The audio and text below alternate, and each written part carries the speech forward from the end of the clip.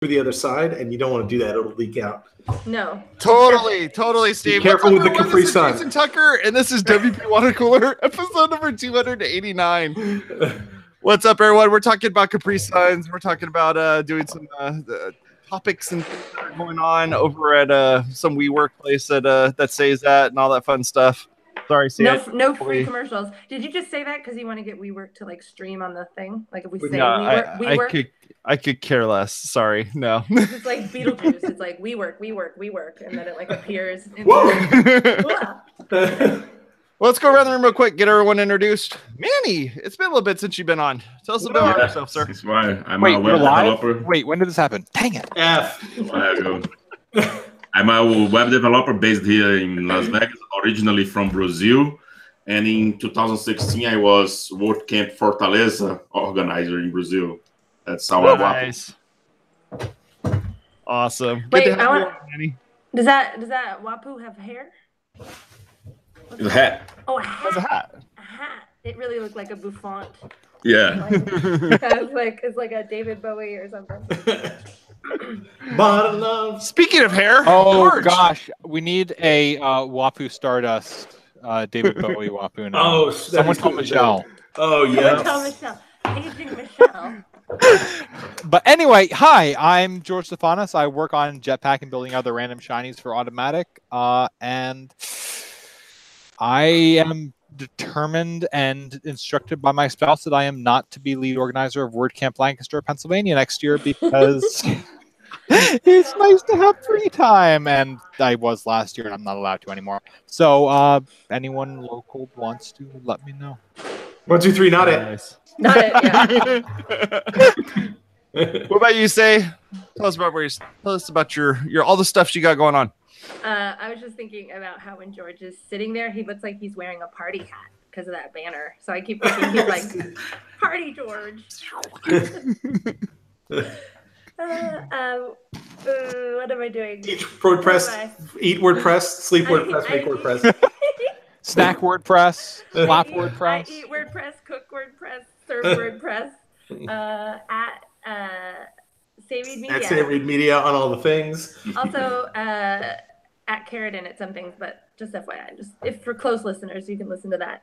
There's a switch coming. Dun, dun, Watch dun. out. Dun, dun, dun. Dun, dun, dun. Anyway, yeah, hi. Close listeners, like a close talker? Yeah, that's why I got real close. Hi. I'm like, hello. Hello. How about you, Steve? Tell us about yourself. I am Steve Zengin. I'm the founder of Zeek Interactive. And Allegedly. I'm going to see WordPress meetup. What? Allegedly? Allegedly, yes. Awesome. Jason? I'm Jason Tucker. You can find me over at Jason Tucker on Twitter. My website is jasontucker.blog. Today. And today, we'll come up with .limo later or something like that, .diamonds or whatever. But, yeah, So make sure you're part of my website. Check that out. You think Chris Lemon needs his own TLD? Right. Diamonds. Lemma. I really want to be Jason Tucker Diamonds. I'm gonna squat on that one. It's like my favorite. It's like my favorite show. My favorite podcast, Reply All. They have a whole bunch of different TLDs that they have for their show, and they use those as just like fun ways of kind of putting stuff out there. So like, go to .diamonds. It's like Reply All .diamonds. You're like, oh, that's cool. Isn't starting a TLD like $100,000, or has that come down? I think you know how TLDs work, right? You mean start register one? No. You can actually start those TLDs are owned by private citizens. But like it's so much easier. Ones, like .donuts or . Yeah. It's way easier to just go rent one. No, but if you can open a TLD for $100,000, and whoever buys a domain with that TLD, you get a royalty from that. That's how it works. Yes. That's kind of like a weird like digital tattoo. I'm like, do I really want to commit to owning a TLD? That feels like a real commitment. It is .lemma after all. I mean, that's a hot one. You're gonna .zeek. You want a .zeek? I think you do. No, nobody wants a .zeek domain. You don't want say.read? No, I want say read your face. That's what I want. Now your face. I'd be in. You guys want to go in on that one? We'll start with your face. I will 100% feels in real life go in on that. I like video. this. I'm on board. We're about to kickstart this bug right now. I'm on board. I've got a 20 spot. As long as we 100 grand. spell your with Y-E-R. Your Your dot your Spell it face. wrong. Oh man, that'd be good. It's not wrong. That's the right way to spell it. Anyway. So, what do you guys want to hold talk on. about? What do you guys want to talk about? You know, we did this whole pre-show thing. We didn't really talk about what we were going to talk about because, you know, why not? You don't talk about the show before the show. I mean, we could talk about .blog because that is very WordPress related. I just, you know, it is WordPressian. It doesn't. It is of the own a WordPress. few of those. I do Automatic own a few of those. owns that, right? Yep. What's that? Automatic owns .blog. Yes. .blog. Back in the day, did you guys ever do this? Like when my brother and I were in high school, we were super nerdy. Surprise, surprise. And the internet was just like coming out. What's changed? Nothing on that tip at all. So we would, you know, the internet was just coming out, and then my brother, as like an emphasis, he would say .com like at the end of everything. So he'd be like, "Give me a glass of milk, .com." And how awkward would that be if you were in the same room as the guy that did Mega Upload?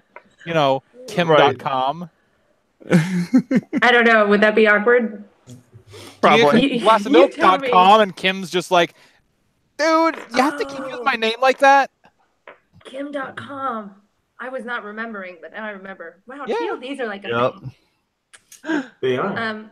Anyway, so I just wanted to point that out because we could talk about the fact that .blog is WordPressian, and you know, I kind of like it. It's like from our roots, you know, it's like the blog roots, root of the blog.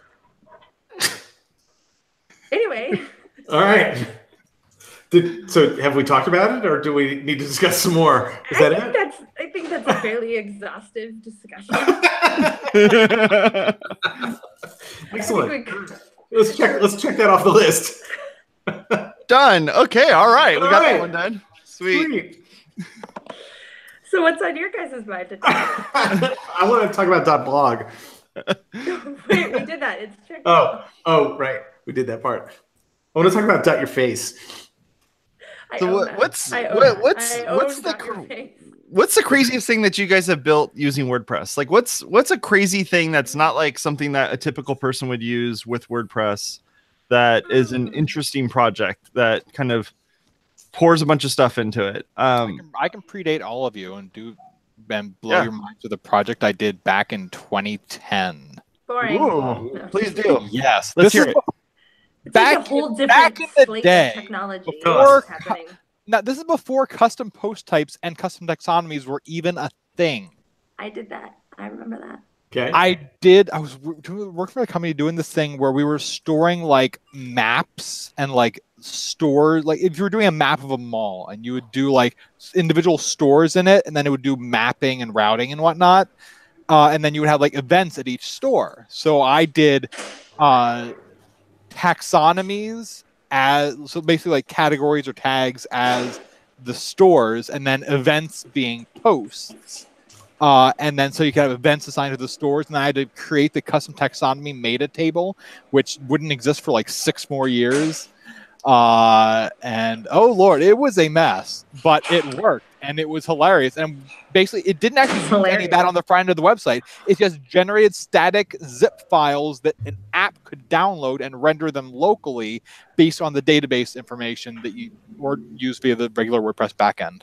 Okay, you had me up until that last bit right there. Yeah. Downloaded a zip file? Of what? Yeah, it generated the zip files for because it What was was in the zip a file? back end for a mobile app on iOS and Android that they would just download the tarball or zip file or whatever it was of the map data and like XML of all the different items on the map. But that would all be generated and cached in a zip file, so it didn't need to generate them on the fly for every client. Wow. It's like the original cache.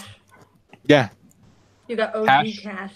Cache rules everything around me. What can I say? Before the CPT Cache rules or situation- cache ruins? I forget. Before CPT happened, I built a system for advertising based off of regular posts that were categorized certain ways, and that is still working and online right now. I'm so sorry. So there you go. I know it's terrible, but I'm not building. Well, WordPress 2.9. It still works. It's just, it's not as advanced and streamlined as it could be because there's not, its own little box or whatever. This was way before AdSanity or anything. But It is being redeveloped now, finally, but it is literally 2018, and I built that second version of that system in 2013. So I like it when things that I built a long time ago still work. That makes me feel good. And it's all updated. Like, it's on WordPress 4.98. It will still work. So that's all I have to say about that. All right. That's cool. Mic drop. Wait, hold on. Marker drop. Marker drop. We can also. I have more stories. Steve, you should probably tell a story. But I was going to talk about something I'm building right now. I have 2 big projects I'm building right now, and I'm linking together all sorts of fun things. Do you want to hear about it? Yes. Okay. I just realized I was talking a lot, so I thought maybe I might give someone else a chance to talk. That's all. Wait, what? Mark, stay on your calendar, folks. 289 episodes later, and well, I mean, Faye's isn't this like our passing 6-year the anniversary frickin' mic. 6 years in, and I'm just trying to, create space for other people's voices. It took 6 years, but it has finally happened, folks. Go on. So anyway, so one of the things I'm building right now is earlier in the year, I built an artist directory, an artist registry for the local arts council here. And right now I'm finishing up a public arts map, and it is literally a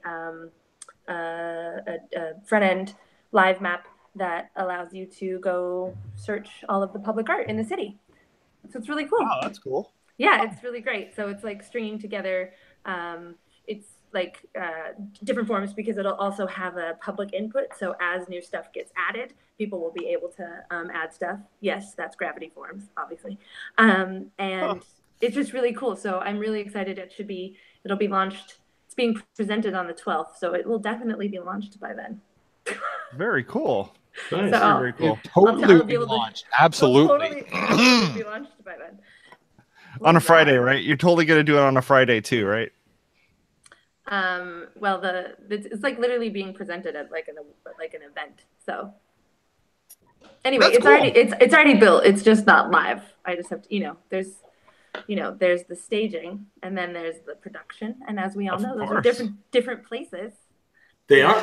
I have a question for you guys. Yeah. Do you guys think, like, especially outside of the community, do you think WordPress is still seen as the blog tool, not like a website development tool? Well, that's a whole different change of topics, but I get I get that. It's not a change of topic, because I never build a blog using WordPress. I always do something else. I do e-commerce. I do other kind of websites, but on the blog, right? Here's why I said that. I think it's related, but it's an interesting topic, and one I think we should address, because I still get that feedback from a lot of my clients and prospects when we're talking about WordPress. They say, oh, well, WordPress is a blog tool, or they will have talked to somebody who has some expertise in another language, right? And they'll say, I hear that WordPress is really just good for blogs and nothing else, right? And a lot of it either comes from WordPress's history as a blogging tool, or it comes from another developer who just does not have expertise in WordPress. That's the case I find in pretty much like 95% of those cases. It's not that WordPress is not necessarily the right solution for that project, which, as we've discussed, it sometimes isn't. But it is not usually because of, those are not usually the reasons. The reasons are usually because they're like throwing shade on WordPress, and they're like, you shouldn't use that because it's no good. Well, and I lost a project last year, a fairly decent sized project, because the other developer made a really strong case that WordPress was not the right tool for the job, right? When it actually was, because everything they were building in the tool that he was presenting had to be built from scratch, right? Where literally everything that they wanted was already built in WordPress. I went in front of him, I said, okay, you want this? It's already here. You want this? It's here, right? And these are the components we're going to build. But he was compelling for some other reason, and I think it's because people they like bespoke. You can finish. No, go ahead. I was just gonna say, I think people like bespoke things, and that can appeal to them. Like, they're like, "Oh, I want something custom. I don't want something that everyone else has," and they don't really realize how custom WordPress can be, because it has the strength of the core flexibility. Who wants their car to drive on wheels? I want something custom. And here's the thing: an educated client, an experienced client, depending on the client, actually doesn't want custom. Custom scares them, right? The more custom you get, the more scary it is because they understand they have to support that down the road.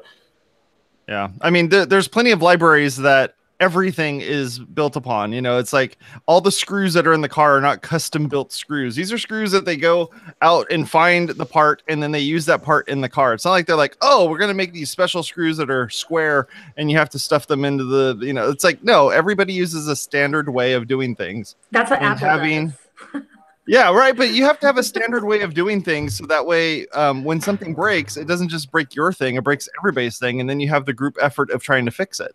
And, you know, this is how like Ruby on Rails stuff gets built. This is how PHP libraries gets built. All these things run off of this stack of pieces that make up what you consider custom when all it really is like the presentation layer of it is custom. Yeah, when I started working using WordPress, I had a client and she told me, oh, take a look at those 3 other websites. And it was a real estate agent, right? So I went to see the website and all of them were built into WordPress. And I didn't know that WordPress could do that kind of thing, you know, back in, 2011, 2010. And then I say, oh, this is new, it improved a lot because all of those websites, it's like huge database connected to MLS and all that, And then I say, wow, this is, I don't want to reinvent the wheel. If I can do this faster, I can customize it. Yes, let's do it. But then on the other hand, I've also inherited projects from other people's that use WordPress, and it's completely different than the way that I do stuff, right? So have you guys seen this before? Like, it's completely different. They use different ways of do things and all that. But I think it's the strength, and at the same time, it opens up room for mistakes. You know what I'm saying? So I think you're right, because there's so much customizability and you can build so much that there's a lot of room for it's also because of the solidness. People who don't know what they're doing can more easily purport to know what they're doing, right? So like they can go in there, talk a good game. It's like the contracts, what is it, Proposify thing? It literally has a contract, pre-made template for using a word for like, oh, here's our proposal for using a WordPress site, right? And I've seen that contract, that very same contract that talks about, oh, WordPress is built on PHP and HTML5 or whatever, And I've seen that contract be given to people as a real proposal. And I'm like, anyone who is actually a WordPress developer isn't going to include all this nonsense about PHP and whatever. They're going to, talk about the real stuff. I mean, they might talk about PHP, but not in this canned way. But it's that type of availability of that stuff that actually it opens it up, like you're saying, to both people doing it wrong, and it also opens it up to people being able to talk a good game and do something that they actually can't do. So a good go ahead. I was going to say that's like something that's even touted as like an entrepreneurial trait sometimes by folks in general, and in some ways, if you're really good at what you do, then you can take on a project where you don't know exactly how that's going to look, for example. But I think sometimes that advice gets distorted, and then it's like people are like, oh sure, I can totally build that, when they don't actually know how to build it, and then you end up with like this crazy strung together thing. So one of the tools I want to mention for our audience is builtwith.com. And so when a client calls me, one of the first tabs I open in my browser is builtwith.com, because inevitably they're going to say, hey, we'd like our site to function like this, or they'll say, here's our existing site. I immediately type it into builtwith. I can see a profile of what the technology is, and I know right away if it's built in WordPress or not. Yeah. That is another problem there too, because sometimes they only see like the front end of the site and they don't know anything about the back end, and sometimes the back end is huge, right? Or a mess. Like I had a client who was like, okay, you should emulate this site, right? You should emulate this big giant LA museum site. And then the person that I work with had access to the back end of that site later, like a couple years later. She's like, oh, it's a mess. Like, it's terrible. So on the front end, people are like literally trying to emulate it because it looks so professional and great. And on the back end, they're having the same crappy development struggles. Yeah, that everyone else is. And I think that that's really funny, because you really don't know what it looks like underneath the lipstick on top. Well, and one of the first technologies I look for and built with is Visual Composer, right? If somebody has a site and they're running WordPress and they're running Visual Composer, I immediately know we're going to have to undo a lot if we're taking out this project. Yeah, I'm working on a project right now that has that. It's exactly that. It's built on something that's a whole bunch of short codes and just a menagerie of just like nested short codes all over the place, and having to just scrape it out and go like, okay, well, I just need this text, I just need this text, and I just need this text, and I'm now going to convert it to something that's going to be maintained for way longer time than that. And when I see Visual Composer, I automatically assume that something along these lines happened before I came along, right? Somebody said, I'll build you a WordPress site. They bought a theme like Avada or one of those themes that has all the stuff built in. It came with Visual Composer, Revolution Slider, and like 3 other sliders on top of Revolution Slider. And they just activated everything and went to town, right? Because what could possibly go wrong in that situation? It's only 25 JavaScript files that are loading up for each one of those sliders. It's no big deal. It'll be easy. And then the client, the first thing the client asked me is, why is my site so slow? One of the sites I'm consulting with right now is basically a detangling of poorly done custom development. These folks built, not like for a multi-site, they built an individual theme for each site. And then they were building. Well, they all look exactly the same. They look exactly the same. And they built 9, and they were billing for 9 customization bits each time. Yeah, brutal. That's awesome. So that brings me another question: why people do things wrong? Do you think they are not like they don't have like we don't have the resources enough? Like not. Oh, now we're spilling over into next week, man. We could talk about that. I mean, why? I remember when I went for my first WordCamp, I learned a lot, back in Miami. And I saw Chris Lema there and a bunch of other guys. And I learned so much. But I think like a lot of people still don't go to those events, right? Especially if they are not in the community. And if they're like new, they are like kind of afraid of, going to those places. I don't know if it's like the imposter syndrome or something. But or actual imposters. So reason one for why people do things wrong, I think, is ego. Right? I think you just touched on it. That's ego. That's right. And the second one is money and billing. Right. That's why they made those 9 themes. The only reason you make those 9 themes if you're really, really bad at your job and you don't know what it is that you're doing, or you're like, I can bill this times 9. Or survival instinct. That means more money. But what's dumb is that they actually did that, It's like, if you're going to be efficient and you want to be able to update all these sites and have them all work, then yeah, make them work that way. But don't go out and like pretend that you went and built a bunch of custom stuff and it's the exact same thing over and over again. It's brutal. Also, it's like a crazy mix of like hard code and weird header footer plugins that are there specific post IDs built into the code? That's my favorite. There is code in the content box, and then then there are meta boxes with like text editors that turn into that are connected to CSS, so it like turns into stuff. So it's like this weird half you can edit it and half you can't. It's really weird. The last thing that I had to untangle had both ACF and what's that other one called? PM. The other what? Is it pods? No. There's another meta box builder that's just ACF called. I wish I would remember the name of it. Anyway, they were running both and had both doing unique things. And what the hell? Yeah, literally had 2 different MetaBox plugins running. What do you do with that? Like, had pages in the theme that had some stuff from ACF and some stuff from this other. So they knew they were doing it wrong. Yeah. How do you do that? Like, and then they're like I have a hard time sending invoices for work that I've done really well. Here's how you do that. You code while you're. I would like to point out for the record that is Elon not Musk true. stuff.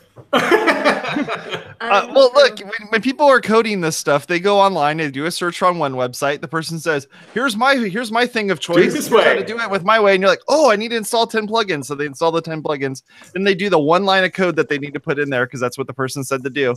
And then they go to another site and they go and do another Google search, and it's like, "Well, actually, you should use ACF for this one." He's like, "ACF, that sounds great. 10 more plugins. Throw some more stuff in there." And then by the time they're done, they're like, "Dude, you have like 20 dependencies, all these things built for like 2 lines of code that you went and scraped off some website." Coding and That's drinking why. don't mix, folks. They don't mix. Stick to water, folks. Stick to water. It's brutal times. I have a new favorite plugin though. What is it? It's called Say What. Of course it is. Is it SAY or No, SAY what? It's not my plugin. It's called SAY What. But what it does is it replaces strings on the front end. So Yeah, that's awesome. it's so cool. It's so great. You don't have to go learn how to program everyone's stupid plugins or make plugin templates to change, submit to, enter. Say what? Especially if you are doing a website in another language, and which I do a lot because I'm originally from Brazil. That helps a lot. Say what, I use that a lot. So good. I'm really a fan, and it doesn't tangle stuff. I'm just super into it right now. I wonder if the follow-up plugin is going to be called "Say What Again." Say what? Keep saying. Come on, George. That And finally, say what? One more time. Say what again? What? What? Wait, what? What? I didn't ask you again. You just messed with all of our sound things, George. Oh, Like, that's We're making Pulp Totally Fiction fine. jokes. Totally worth it. Totally worth it. Well, we only got 2 minutes left to go. We may as well devolve into. morning show or morning Reference. Yeah, because it's been so informative up to this point. Actually, I was listening to the morning show on the way driving up to Pasadena this morning, and I was thinking about us and how much it's like all these people going, "Whoa!" like in the background or whatever. And I was like, we need more soundtracks. We need more. Well, No. It's Aren't nice they that they got rid of those because we used to have them and you used to push them. What- I'm gonna get one, and you're all gonna suffer and deal No, with please it. don't. It's just gonna happen. Please don't. You guys, I want You're you to good. know something. So What? I celebrate Christmas, and you can all get together, and you can get me a soundboard for Christmas. We can. But say, Hopefully. do you know what I celebrate? Can I get you a soundboard for Hanukkah? You celebrate Festivus. I do, and I'm trying to find where Where's I the left my poll? dang Festivus poll. I know what you celebrate. Where's my dang Festivus poll? We've got I Jason, swear I have the that's thing the- on my Jason, desk. that's the title of this week's show. Where's my dang Festivus poll? Yes. Ha! Here it is. You always have to have your Festivus poll handy. Always. Moving abroad. But the cool thing about it is, At the ready. it's Mike. actually a pen. Oh, Ooh, Festivus pin for the rest Okay. of Hey, us. look Pin. at I do want to Machined aluminum. I do want to point out one thing is that we did kind of air some grievances today. we did. We did. So I actually kind of think you closing on the Festivus poll. So is where's the feats of extremely strength? Where's the feats of strength? That needs to happen. Soon. I will lift this giant plant. Good job, Say. Good job. That's my feat of strength. Thanks. Awesome. well, Well, I'm going to close this out very here. high So, strength. All right, guys. thank you all for hanging out with us. We really appreciate it. Go over to our website at WPwatercooler.com/subscribe. You can learn how to subscribe to all this fun stuff.